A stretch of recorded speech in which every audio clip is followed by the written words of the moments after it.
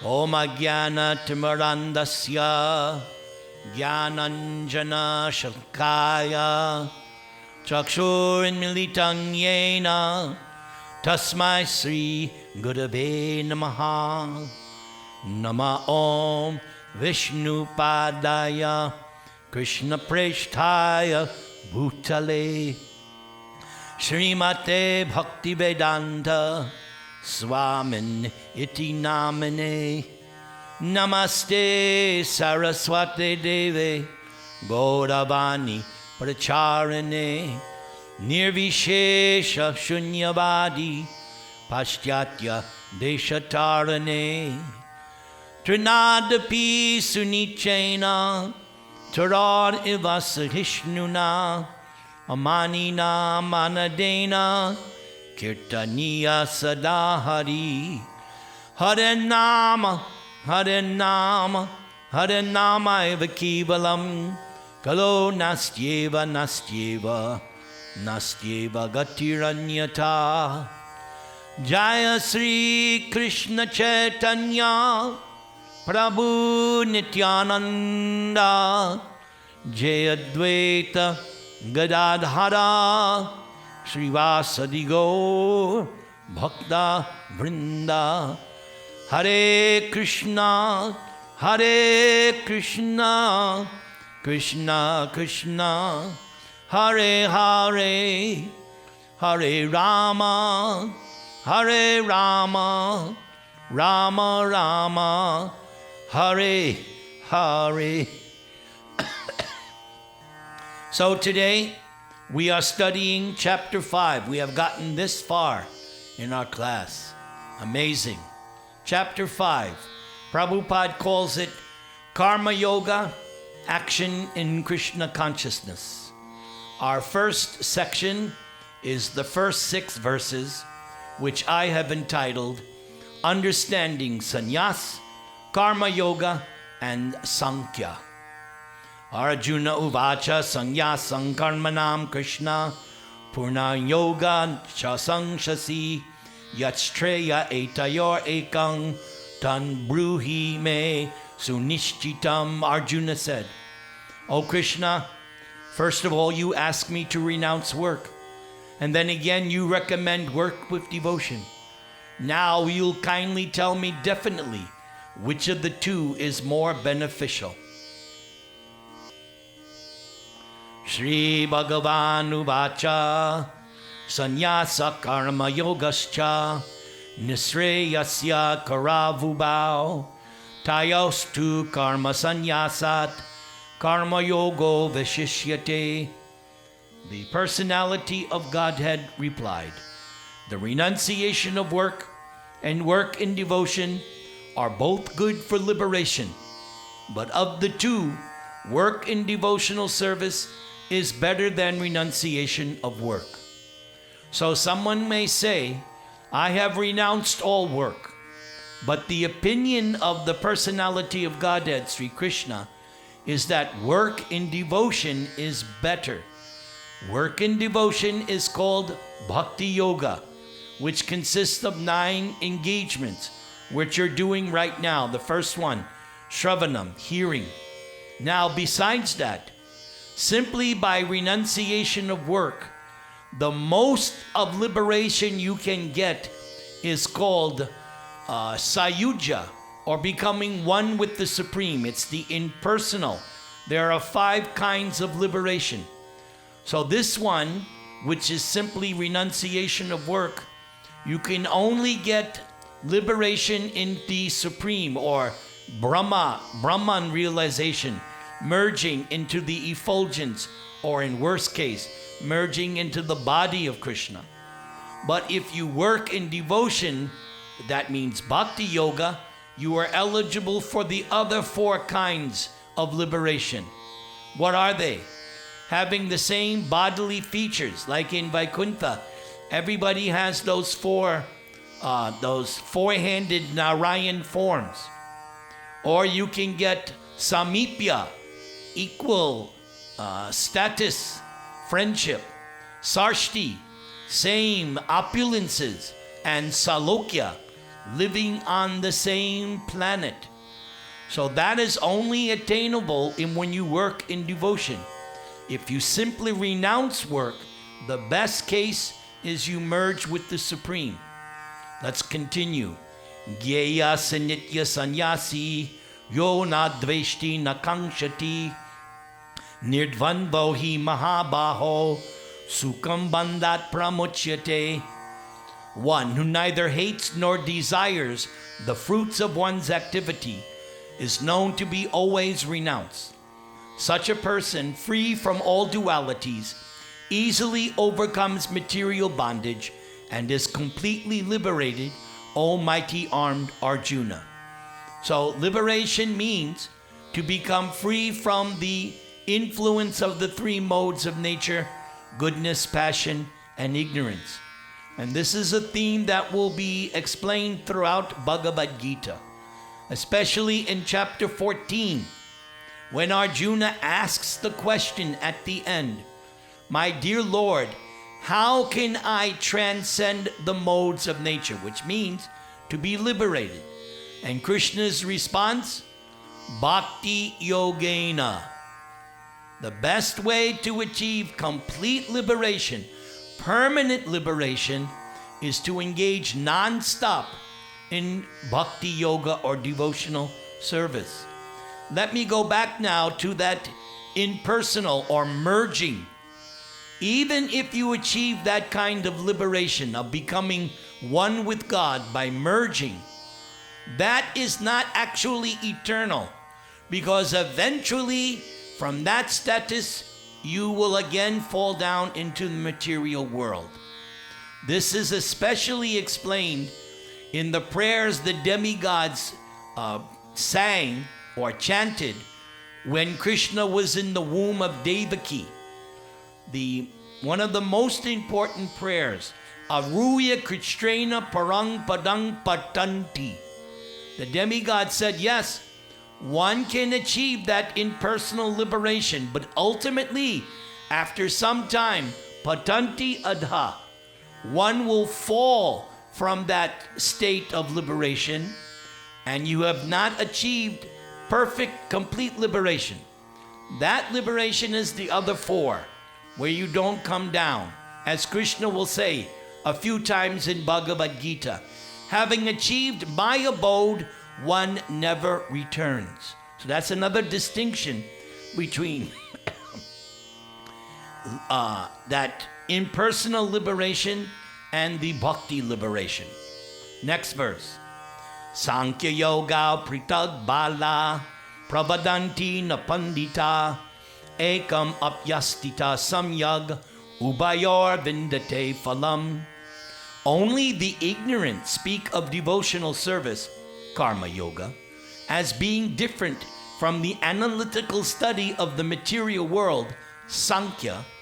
Those who are actually learned say that one who applies well to one of these paths achieves the results of both.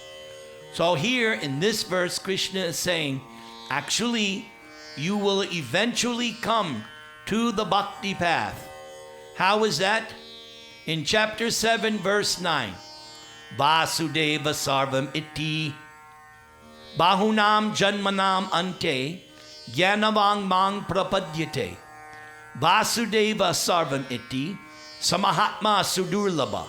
So Sankhya, or the analytical study of the material world, the actual conclusion of that is this line in that 7th verse. Vasudeva sarvam iti. If you are actually a Sankhya yogi, ultimately the conclusion will be Vasudev is everything. Vasudev means Krishna. And one who engages in karma yoga or bhakti yoga is already on that platform of Vasudeva Sarvamiti. That's why he engages in devotional service.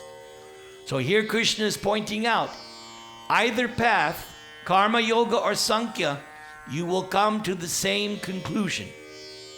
Let's continue. Yat Sankhyae prapyate stanang tad yogair apigamyate Ekam sankyam cha yogam cha yapashyati sapasyati. One who knows that the position reached by means of analytical study can also be attained by devotional service, and who therefore sees analytical study and devotional service to be on the same level, see things as they are. So you engage in devotional service, you will get the benefits of all other processes. This is confirmed at the end of chapter 8, when Krishna will say, if you engage in devotional service, you will get the benefits of all other kinds of transcendental engagements. Study of the Vedas, performing sacrifices, renouncing, all the different paths of achieving liberation. Automatically, those results you will get by means of bhakti yoga or devotional service. That's why bhakti yoga or devotional service is considered to be the top rung of the yoga ladder.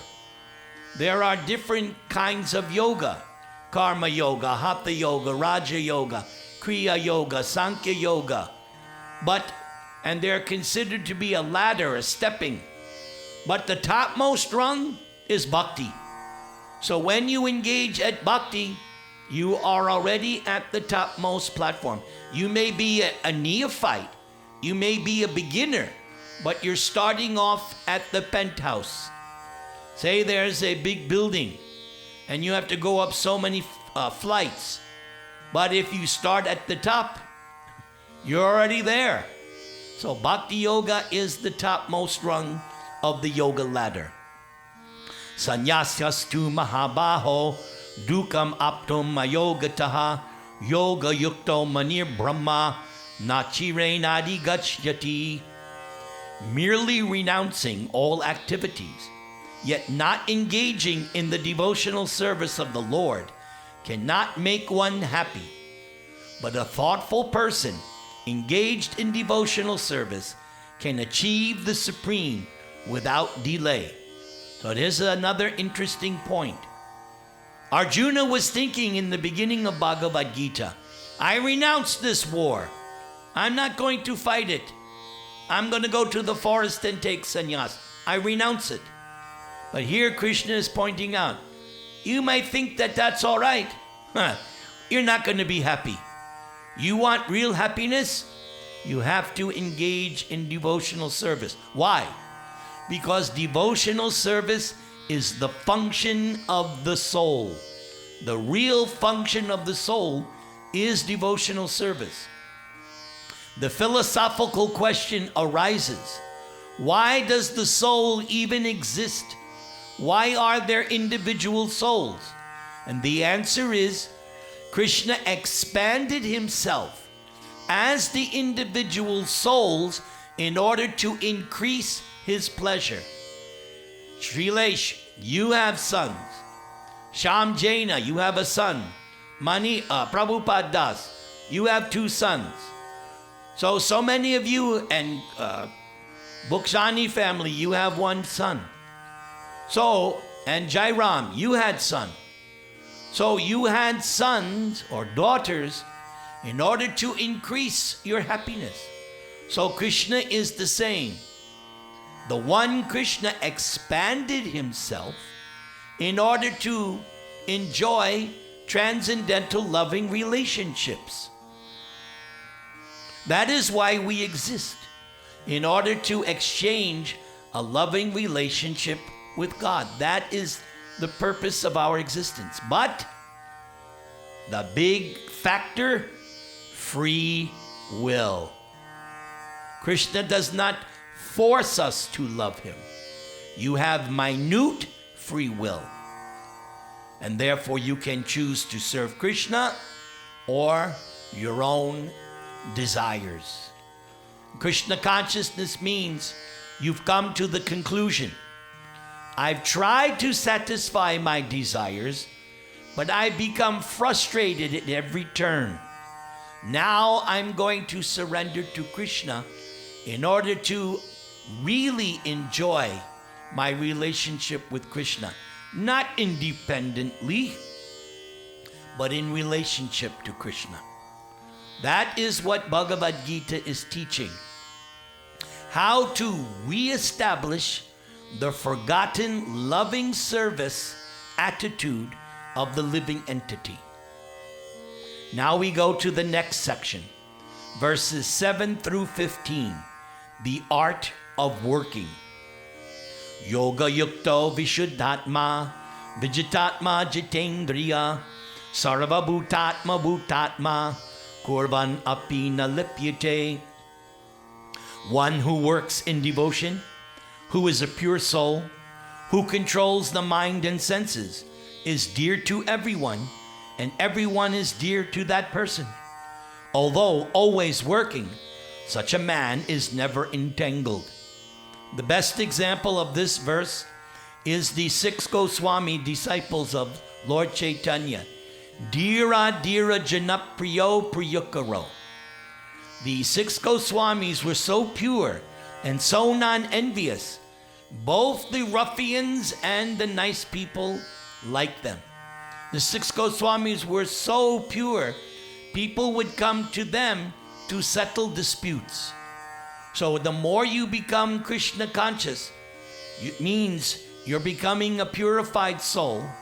And because you're learning how to control your mind and senses, automatically you will become dear to everyone.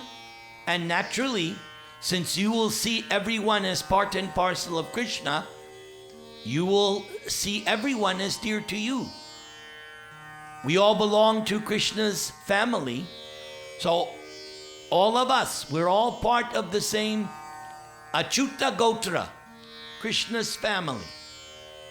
The more we practice, the more we'll realize that and see that.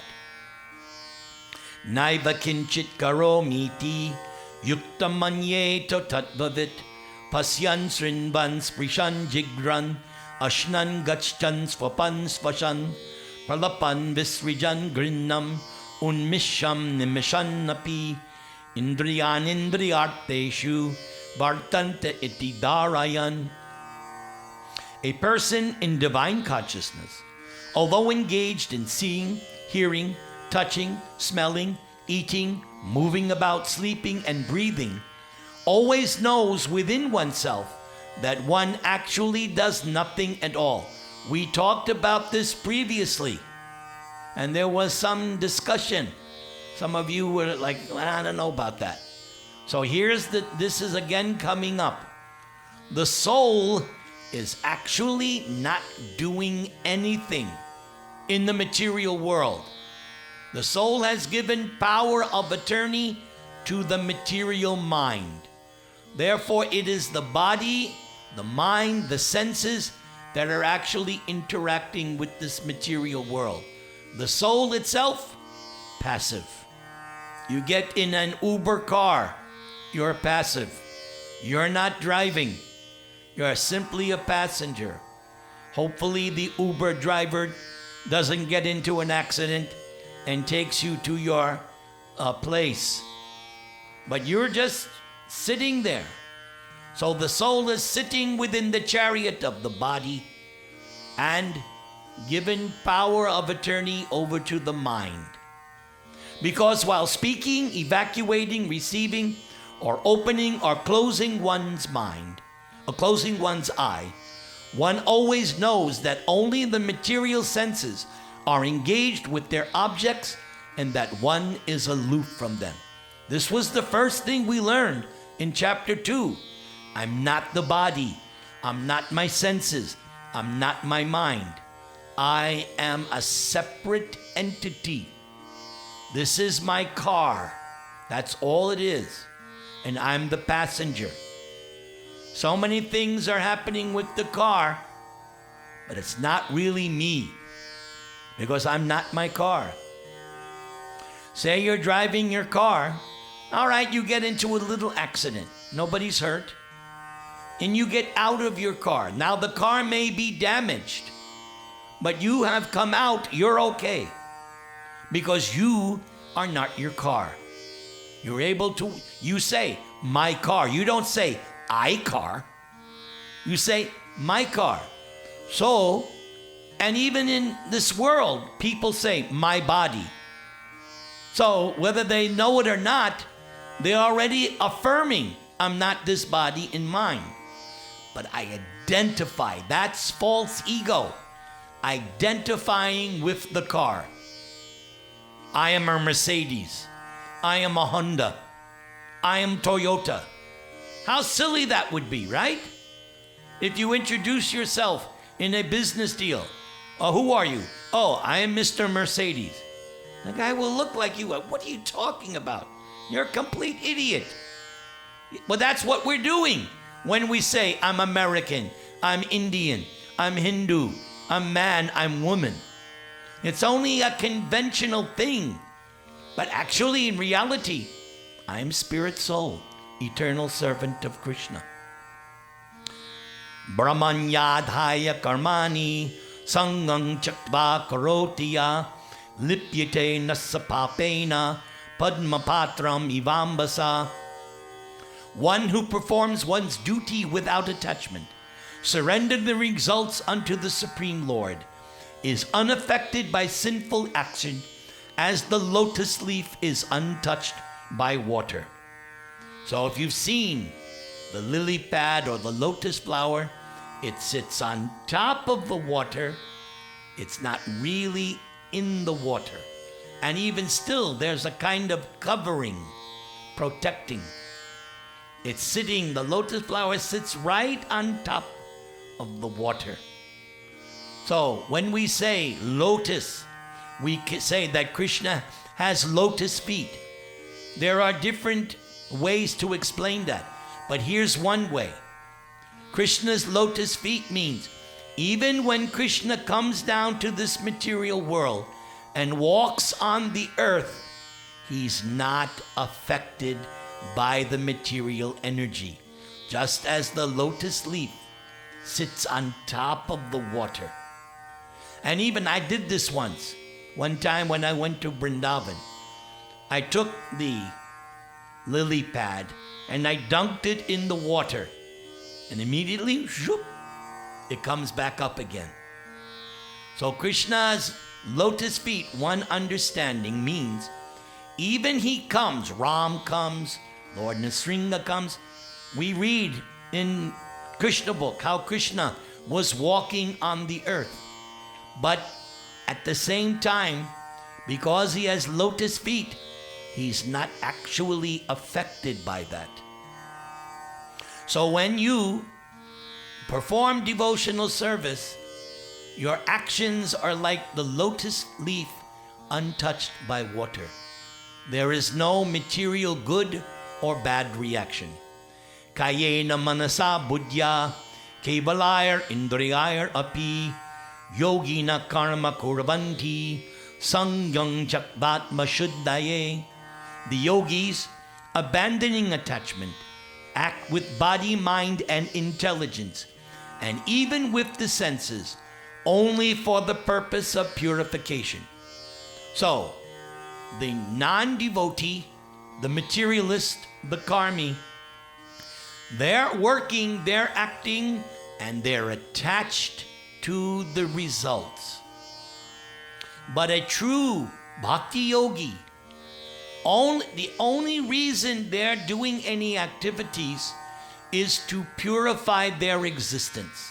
Or another way to say that, everything they do is to achieve liberation with Krishna by going back home, back to Godhead. That is why they act. They don't act for any material purpose.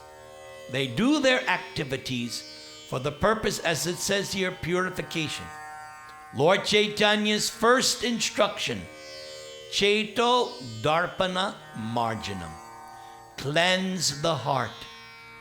So everything done in Bhakti Yoga is meant to cleanse the consciousness. The consciousness right now for everybody is, I'm engaging in material activities in order to enjoy my senses. But a devotee thinks, I'm engaging in activities to purify myself.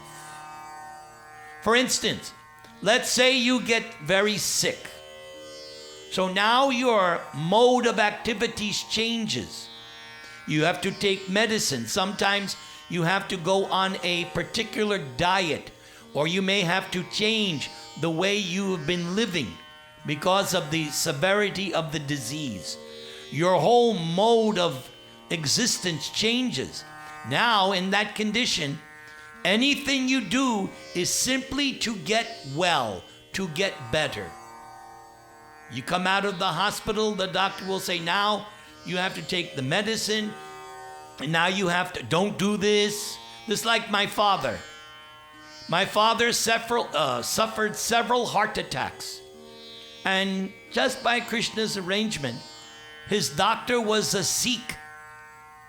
So it was very interesting. My father ate meat his whole life. And after the very first heart attack, what did the Sikh doctor tell him? Oh, Mr. D'Angelo, you should give up meat. Did my father listen? No. But the doctor was telling him to change. So my father suffered, I think, 2 more heart attacks. Because he didn't listen to the doctor. He wasn't willing to change his lifestyle. He was too attached to enjoying. So the devotee changes the lifestyle in order to become spiritually healthy. Let's continue. Yukta karma phalang chakva shantim apnoti naishtakin ayukta kama karena phale sakto nibadyate. The steadily devoted soul attains unadulterated peace because one offers the results of all activities to me. And this will again arise at the end of this chapter. The end of this chapter has a very famous, prominent verse. So the same thing will be repeated. You want peace? You have to offer your activities to Krishna. Whereas a person who is not in union with the divine, who is greedy for the fruits of one's labor, becomes entangled. We already studied this in chapter 3. Works done as a sacrifice for Vishnu has to be performed, otherwise one becomes entangled. Concepts of the Gita will be reiterated by Krishna throughout.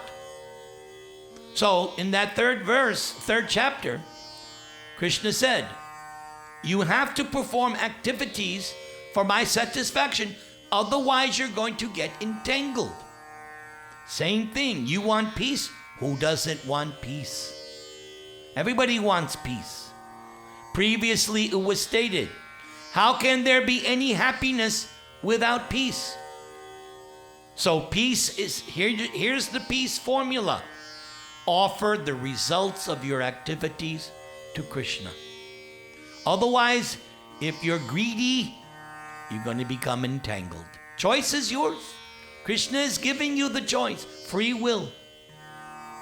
Sarva karmani manasa sanyasyaste sukang vashi navadware pure dehi naiva kurban nakarayan. When the embodied living being controls one's nature and mentally renounces all actions, one resides happily in the city of 9 gates. What are those 9 gates? 2 eyes, 2 ears, 2 nostrils, mouth, genital, anus.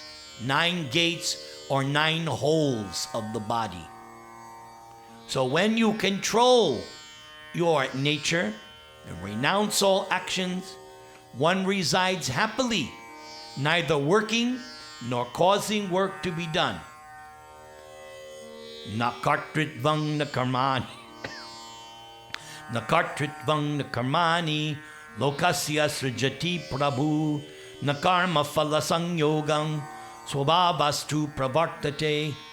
The embodied spirit, master of the city of one's body, does not create activities. Here it is again.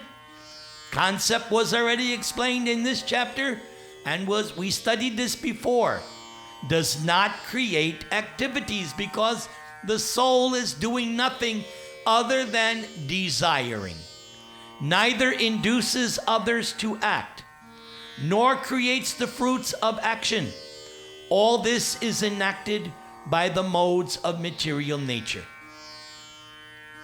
Please try to understand this point. The soul is passive. Everything that's going on is going on interaction of the modes of nature. Nadate kasyachit papang nachaiva sukritang vibhu agyanena vritang gyanang tena muhyanti jantava. Nor does the Supreme Lord assume anyone's sinful or pious activities. Embodied beings, however, are bewildered because of the ignorance which covers their real knowledge. Yes, you cannot blame God for your lot in life. Anything that's happening to you is your own fault. Why? God gives you free will. You make your choices. You're within the playing field of this material world. It's like a big chessboard, or the Matrix, or a video game. Everything is set up. You kids probably play video games, right? So you play the video games, and depending on the choices you make, you get a specific reaction. You die, or you know, there's so many, you know what I'm talking about, Raunak. My grandson, I've seen so many times when he was younger, spends hours playing stupid video games. So life is like a video game.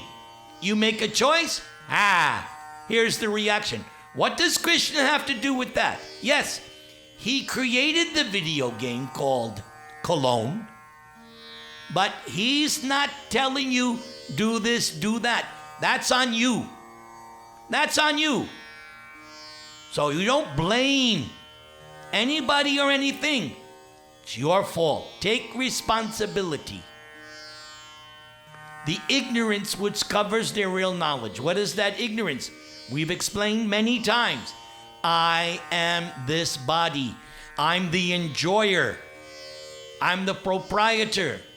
Everything is centered around me. False ego. That's ignorance. But a devotee thinks, I'm simply Krishna's insignificant servant. Next three verses, 16 through 18, entitled Transcendental Vision. Jnanena tu tad agyanang yeshang nashitam atmana tesham aditya vajjnanang prakashayati tatparam. When, however, one is enlightened with the knowledge by which nescience is destroyed, then one's knowledge reveals everything as the sun lights up everything in the daytime. So ignorance is darkness. But once you come to Krishna consciousness, you have turned on the light. There is a famous mantra. I even have a song I wrote. Tamasi ma jyotir gama. Famous Vedic aphorism. Come out of the darkness and into the light. You know you're in Maya, so get up and fight. That's my song. Yes, once you realize I'm in Maya, I have fallen down into this material world. I want to get up. Therefore, go to the light. What is the light? Bhagavad-gita. Take shelter of Bhagavad-gita. It's like turning on a light. Everything becomes clear. Arjuna in the beginning was confused. He was in darkness. But he has turned on the light in chapter 2 when he said, Shishyas teham shadimang twang prapanam. Now I am a soul surrendered unto you. Please instruct me. Click. He turned on the light. Same way for us. You want to come out of the darkness? Pick up Bhagavad-gita. Begin reading. You're now in light. Tad buddhayas tad atmanas tad nishtas tad parayana gachanti apuna avritang jnana nirhutta kalmasha. When one's intelligence, mind, faith, and refuge are all fixed in the Supreme, then one becomes fully cleansed of misgivings through complete knowledge and thus proceeds straight on the path of liberation. So the path of liberation is called Apavarga Vartmani. Apavarga Vartmani. Pavarga means material existence, hard labor, exhaustion, fear, ultimately death. That's the path of Pavarga. Pa-pa-ba-ba-ma.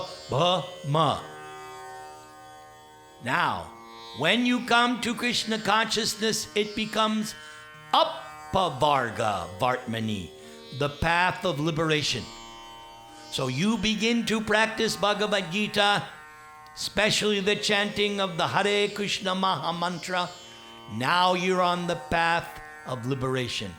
Don't get off the path. Stick to Bhagavad-gita and Krishna and stay on the path. Don't go elsewhere. You're driving in a car, right? You're going from Cologne to Panama City, but there are exits, are there not? Now, if you get off on the exits, you may become entangled. Your goal is to get to Panama City and get everything you need to do the Food for Life program. Shrilesh was explaining yesterday to me. He has to go to Panama and get all the ingredients for Food for Life. So he stays on the road. Am I right, Shrilesh? Yes. You stay on the road. No detours. So our goal is to go back home, back to Godhead. Full liberation. Eternal liberation. To get there, you have to stay on this path of liberation, Krishna consciousness. Here comes another famous verse of Gita. Vidya vinaya sampanne brahmane gavihastani shuni chaiva shvapake cha pandita samadarshanaha. This line, pandita samadarshana, the learned pundits. The humble sage, look what Prabhupada says. Humble sages. That's a real pundit. Later on in chapter 13, Krishna will explain 18, 19 items of knowledge. The first item of knowledge, humility. Which is why Lord Chaitanya says, wear on your neck for constant remembrance. Trinadapi sunichena. Humility, humility, humility. What is humility? Simple. I'm the eternal servant of Krishna. That's humility. Think like that. I'm the eternal servant of Krishna. That's humility. The humble sages, by virtue of true knowledge, see with equal vision a learned and gentle brahmana, a cow, an elephant, a dog, and even a dog eater. So yes, how is there equal vision? Because we all know there's a difference between a cow and a dog and an elephant. Yes, in terms of the material body. But the humble sage sees, that's external. Inside those bodies is a spirit soul just like me. We're all spirit souls in this material world, inhabiting different cars. Some drive a truck, some drive a sedan, some drive a small car, some drive a big car. But inside of all those vehicles is a human being. So in the same way, we all have different kinds of bodies, but inside, the spirit soul. And qualitatively, my spirit soul is no better than your spirit soul. In that sense, we are equal. We have individuality, but in terms of quality, there is no difference. I'm spirit soul, you're spirit soul.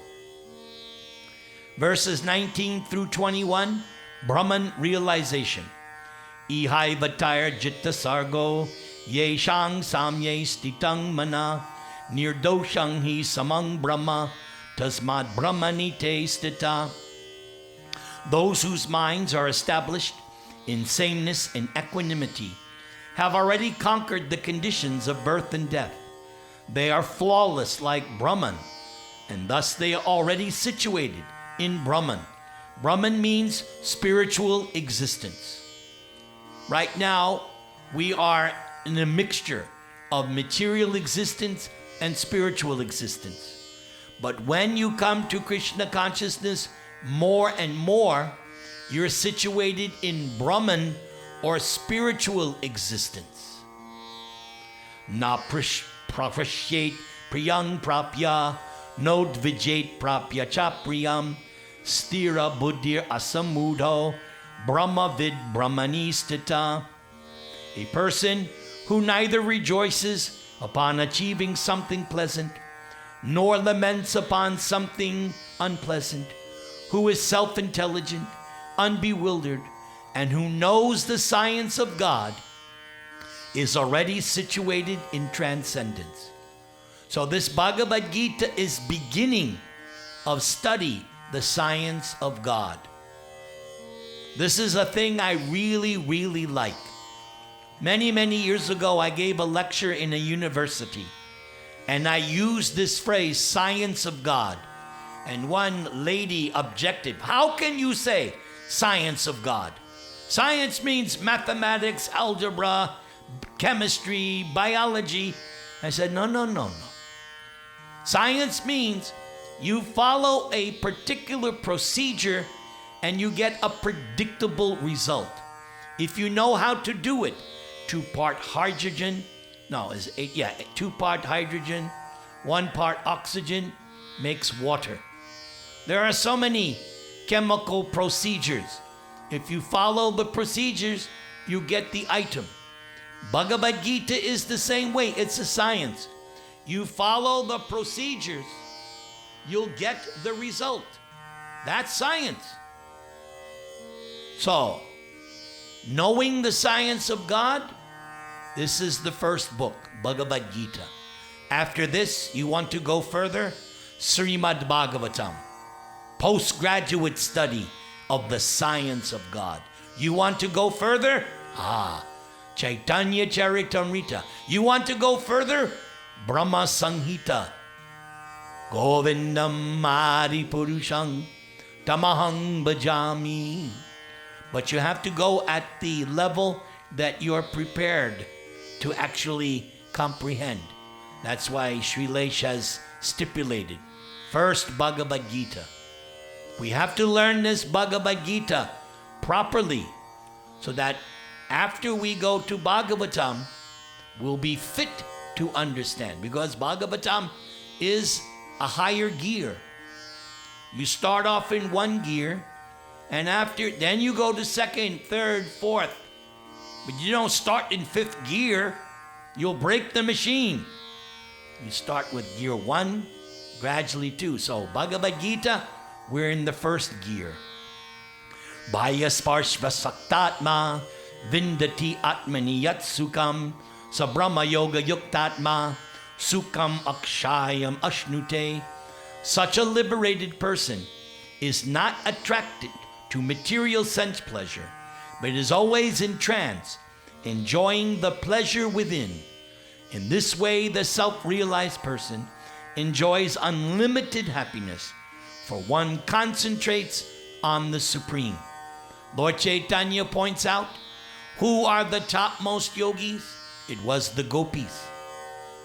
The gopis, no matter what they were doing, housework, this, milking cows, whatever they were doing, they were simply remembering Krishna, especially meditating on the sound of Krishna's flute.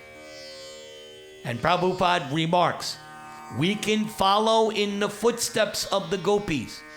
No, you cannot buy a recording of Krishna's flute on Amazon.com. Do you have Amazon.com there in Cologne? I don't know if you have that. Oh, you do? All right, you can get anything on Amazon.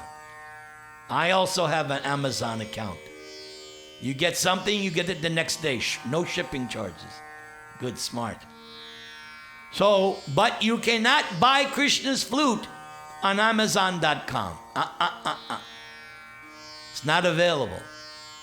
You can only get the sound of Krishna's flute by chanting this Hare Krishna Mahamantra. For when you chant perfectly, without offense, with love and devotion, you also will hear the sound of Krishna's flute, and you will become mad like the gopis. So keep on chanting. Don't give up. Sometimes people ask me, Prabhuji, I have been chanting for 30 years. What's the matter?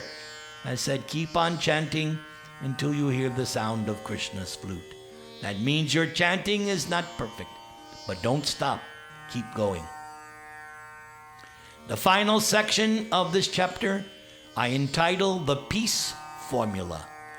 Yehi sangsparsha jabhoga dukha yonaya evate adyantam vanta kaunteya nateshu ramate buddha. An intelligent person does not take part in the sources of misery which are due to contact with the material senses. O son of Kunti, such pleasures have a beginning and end, and so the wise man does not delight in them. Yes, the wise person is only interested in spiritual activities, spiritual pleasure, which is unlimited and eternal.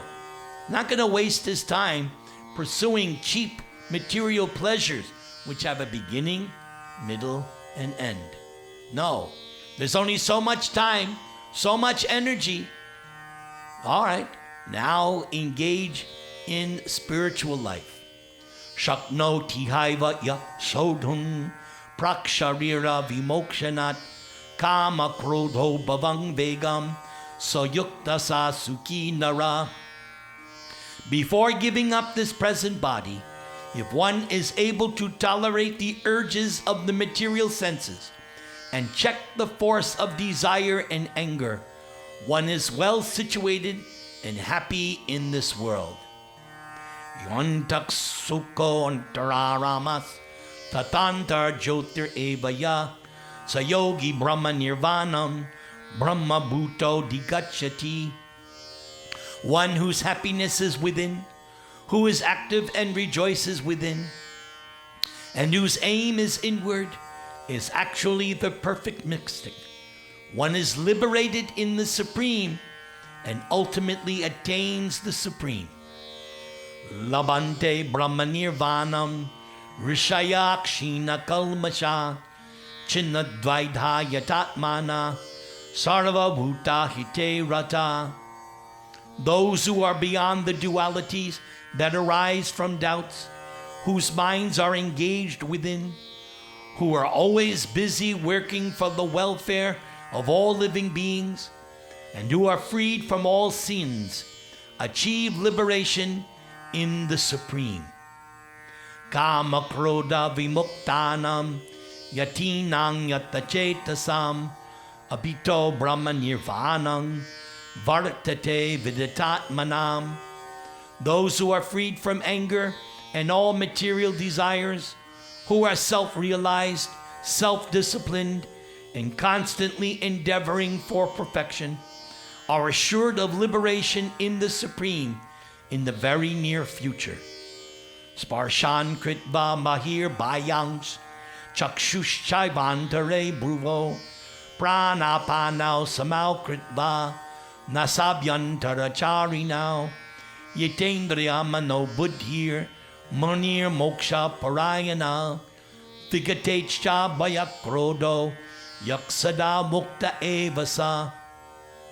Shutting out all external sense objects, keeping the eyes and vision concentrated between the two eyebrows, suspending the inward and outward breaths within the nostrils, and thus controlling the mind, senses, and intelligence. The transcendentalist aiming at liberation becomes free from desire, fear, and anger. One who is always in this state is certainly liberated. So this last two verses, Krishna is giving a preview of what he's going to talk about in the next chapter.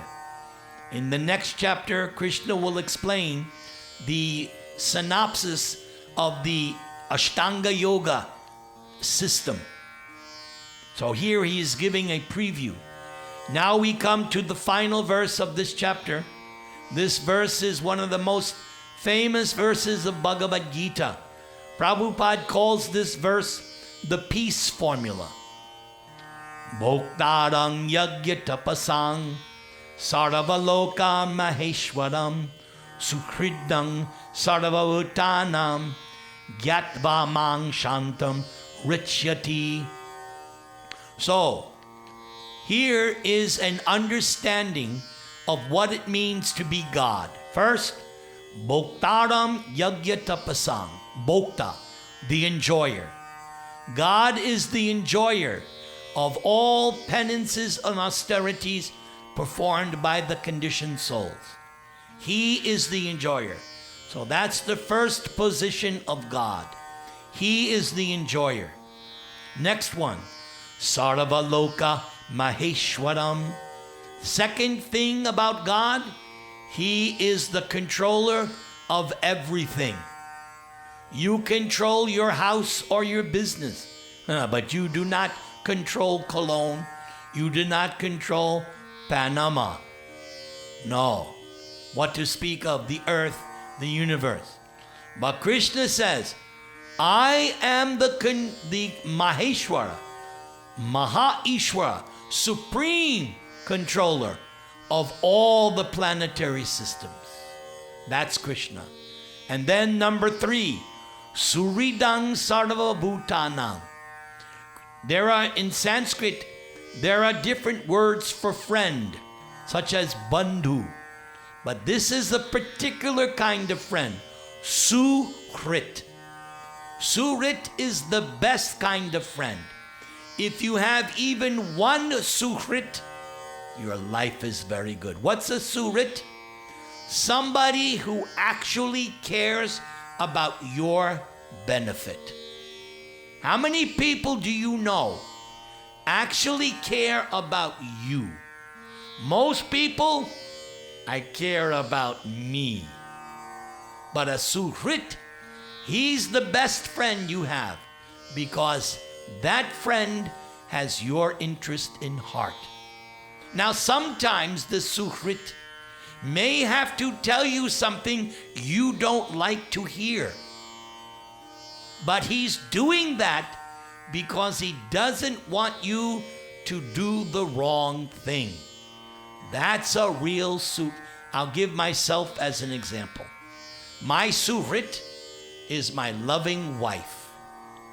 My wife will always tell me, Prabhuji, that is not a good example of being a follower of Prabhupada. You cannot do that. You want to do this, but that is not what Prabhupada teaches. So my wife over the years has pointed out so many things I was doing the wrong thing.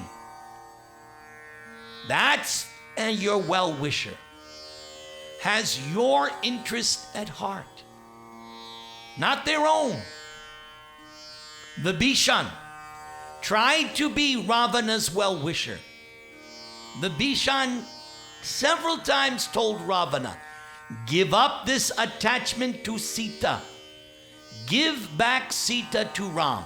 But Ravan was too attached, and he did not want to hear Vibhishan, his younger brother's advice.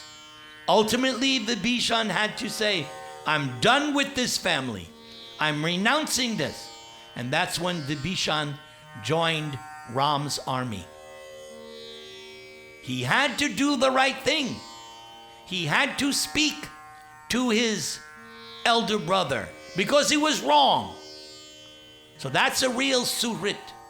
Suhrit is not somebody who always pats you on the back and whether you're doing the right thing or the wrong thing tells you, oh, that's very good. That's not a Suhrit. Suhrit is that person who will tell you to your face, you're doing the wrong thing. Stop it. Because I care about you. Suhrit has your interest at heart. So Krishna says, I am the Suhrit of everyone. How's that? Very simple. Krishna is Suhrit because he's in the heart of every living entity. When we left the spiritual world, Krishna did not abandon us. He accompanied us. Life after body after body, birth after birth, the same Krishna has accompanied us. And we will learn in chapter 15, big, very important, top 25 verse. I picked out 25 top verses of Gita. This is one of the 25. Sarvasya chaham hridhi sanivishta matak smritir jnanam apohanancha. Krishna is in the heart as super soul. And what is he doing? Causing you to remember, causing you to forget, and giving you knowledge and enlightenment. Krishna does that for everyone. In the case of the demon, what is Krishna doing? The demon wants to forget God, wants to defy God. So Krishna in the heart of the demon says, oh, you want to hate me? You want to go against me? Okay, I'll tell you how to do it. Do it like this, do like this, do like this. And for the devotee, what is Krishna doing? Krishna knows, oh, you want to be my devotee. I will help you to forget your sinful, lusty desires that you have stacked up lifetimes of life. I won't remind you. And I will help you to think of ways how to come to me. We will hear that in chapter 10. Tesham satata yuktanam bhajatam pritipurvakam dadami buddhi yogam tam yena mam upayanti te. To those who are sincere, Krishna says, I give them the dami. I show them the way how to come back to me. So Krishna is neutral. You want Krishna? Krishna will help you. You don't want Krishna? Krishna will also help you. He's indifferent. Gyatbang mang shantam richati. There's that nice word Indian people love so much. Shanti, shanti, shanti. This is how to achieve shanti. One time in Panama City, I was doing a program at someone's penthouse apartment. He owned the whole floor. And so I did a program. And there was this wealthy family from Hong Kong, Cindy family from Hong Kong. So I did the class, I did the kirtan. And at the end, the lady who was a gazillionaire, they were fabulously wealthy. This lady said, Prabhuji, how can I get peace in my life? I don't have any peace. So I said to her, do you eat meat? She goes, oh, I love meat. I can't give you peace. So then I said, do you drink liquor? She goes, I love liquor. I can't give you peace. Then I asked the third time, do you gamble? Oh, we have so much fun playing, gambling. I said, 3 strikes, you're out. I can't give you peace. Because you're doing the very activities which will destroy peace. You want peace? Give up the meat, give up the alcohol, give up the gambling, and engage in Krishna's service. Otherwise, I don't have a magic wand. I will give you peace. Rah! It's not a cheap thing. You have to earn the peace by controlling your mind and senses, and by engaging them in Krishna consciousness. That is the purport for today of chapter 5 of Bhagavad-gita. And now, I promised a surprise for you. Somebody requested me to do this Sri Charu Ashtakam. And it's very appropriate because we are in the month of Purushottam Adik Mas.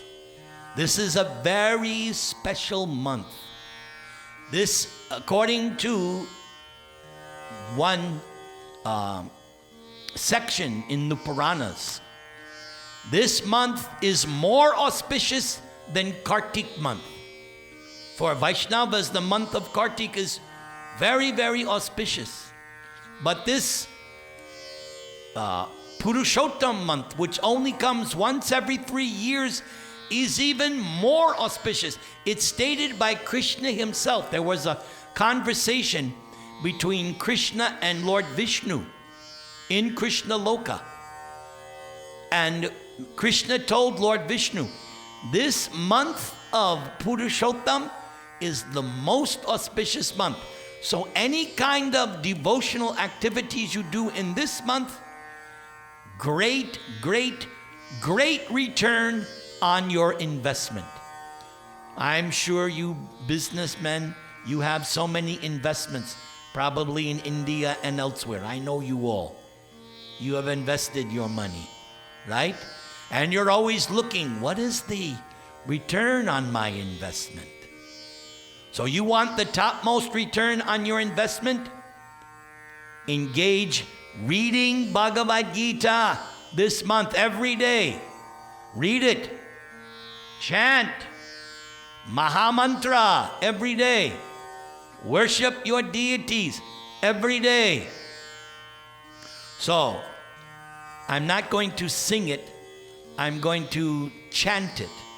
This is called Sri Charu Ashtakam, and I'm doing this for your benefit. Vraje prasiddhang navanita chaurang gopan gananam chadukula chauram aneka janmarjita papa chaurang chaura graganyang purushang namami Sri Radhikaya hridayasya chaurang navam buddha shamala kanti chauram Padashritanang cha samasta chaurang chaura graganyang purushang namami akinchani kritya padashritang ya karoti bhakshang patigeha hinang kenap yaho bhishana chaura idrig drishta srutova na jagatrayepi yadiya namapi haratya sheshang giri prasaran api paparashin ascharya rupo nanucharya idrig drishta srutova namaya kadapi dhanang chamanang chattetendriyani pranang chakritva mama sarvam eva palayase kutra dritodya chaura Twang bhakti damasi maya niruddha Chinatsi gorang yamapasha bandhang Binatsi bhimang bhavapasha bandham Chinatsi sarvasya samasta bandhang Naivatmano bhakta kritang tu bandham Manmanase tamasa rashe gore Karagrihe dhuka maye nibadha Labasvahe chaura hare churaya Svacharya dosho chitam eva dandam Karagrihe basa sada hridaye madiye Madbhakti pasha dridha bandana nischala san Twang Krishna he pralaya koti shantantarepi Sarvasva chaura hridaya nahi mochayami. So this prayer was composed by Sri Bilvamangal Thakur, a great devotee of Krishna. And he achieved a great personal relationship with Krishna while in the human form, even though he was blind because he poked out his eyes, still he was able to see Krishna in Vrindavan. Because you do not see Krishna with material eyes. How do you see Krishna? With your heart smeared with the salve of love of God. That's how you see. So Krishna revealed himself, even though Bilva Mangala was blind. So Bilva Mangala wrote a very famous, very esoteric Krishna Karnamrita. So one of his prayers, and here's the translation. I offer my respectful obeisances to that foremost of thieves, who is famous in Vraja as the butter thief, and who also steals the clothes of the gopis, and who, for those who take shelter of him, steals their sins which they have accrued over many lifetimes. I offer my respectful obeisances to that foremost of thieves, who steals the heart of Srimati Radhika, who also steals the dark luster of a fresh rain cloud, and who steals all the sins and sufferings of those who take shelter of his feet. Krishna also turns his surrendered devotees into paupers and wandering homeless beggars. Alas, such a fearsome thief has never been seen or heard of in all the three worlds. Mere utterance of Krishna's name purges one of a mountain of sins. Such an astonishing, wonderful thief I have never seen or heard of anywhere. I love this fourth verse. Mere utterance of Krishna's name purges one of a mountain of sins. I love that. O thief, having stolen my wealth, my honor, my senses, my life, my everything, where can I run to? I have caught you with the rope of my devotion. Though Bilva Mangala is on a very high platform to be able to speak like this. You cut the terrible noose of Yamaraj. You severed the dreadful noose of material existence, and you slash everyone's material bondage, but you are unable to cut the knot fastened by your own loving devotees. O stealer of my everything, O thief, today I have imprisoned you in the miserable prison house of my heart, which is very fearful due to the terrible darkness of my ignorance. And there for a very long time you will remain, receiving appropriate punishment for your crimes of thievery. This is a very high realization. This is very, very difficult to comprehend how he can talk like this. O Krishna, thief of my everything, the noose of my devotion remaining forever tight, you will continue to reside in the prison house of my heart, because I will not release you for millions of ages. Hare Krishna, Krishna Krishna, Hare Hare, Hare Rama, Rama Rama, Hare Hare.